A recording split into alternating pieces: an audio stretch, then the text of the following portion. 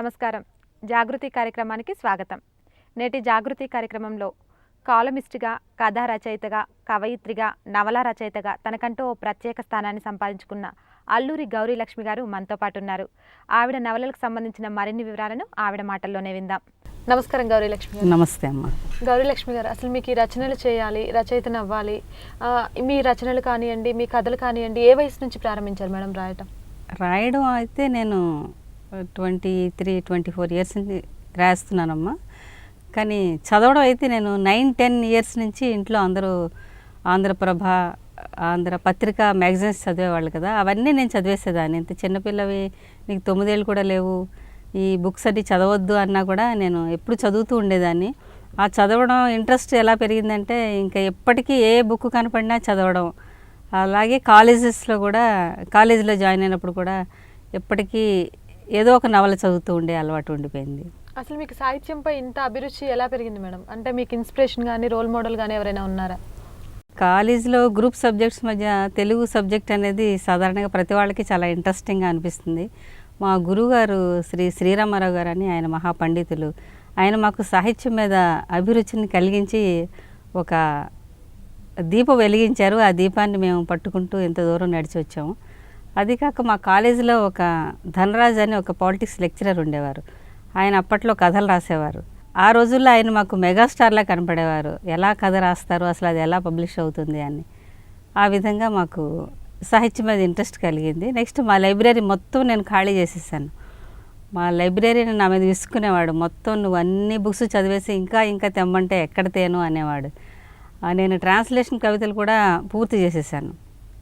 Her eyes are beautiful pebbles, ఆమె కళ్ళు అందమైన గులకరాళ్ళు, ఇవి కూడా చదివేసి ఇంకా బుక్స్ అడిగేదాన్ని. ఆయన కొత్తగా బుక్స్ వస్తే నేను పిలిచి ఇస్తాను కానీ నువ్వు రోజు రావద్దు అనేవాడు. ఆ విధంగా ఎక్కువగా సాహిత్యం చదివే అలవాటైందమ్మా. మేడం, మీరు ఒక కాలమిస్ట్గా, కథా రచయితగా, నవల రచయితగా, కవయిత్రిగా, ఇలా ఇన్ని రంగాల్లో ఉండి కూడా ఒక గవర్నమెంట్ ఎంప్లాయీగా ఒక డిపార్ట్మెంట్లో పనిచేస్తున్నారు మేడం.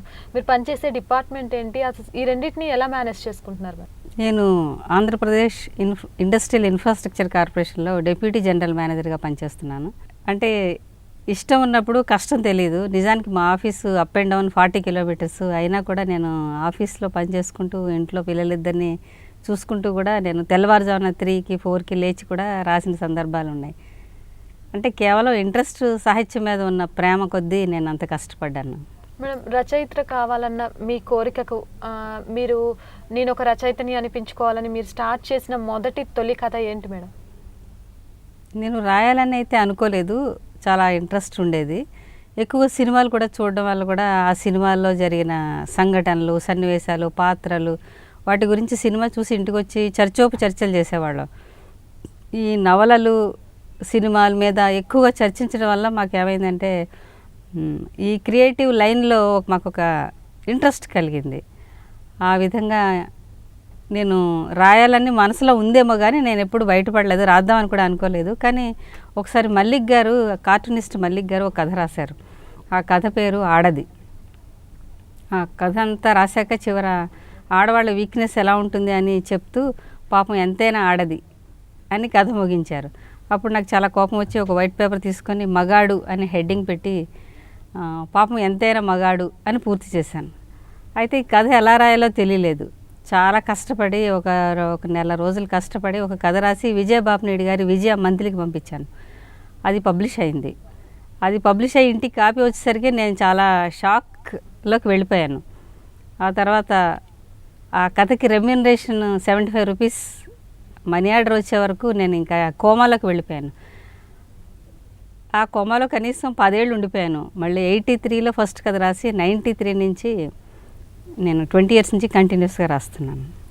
మేడం, నార్మల్గా మీరు రాసే కథలలో ఇతివృత్తాల కోసం వాస్తవ సంఘటనలు తీసుకుంటారా, లేకపోతే ఎటువంటి సంఘటనలు తీసుకొని మీరు కథలు రాస్తూ ఉంటారు? వాస్తవ సంఘటన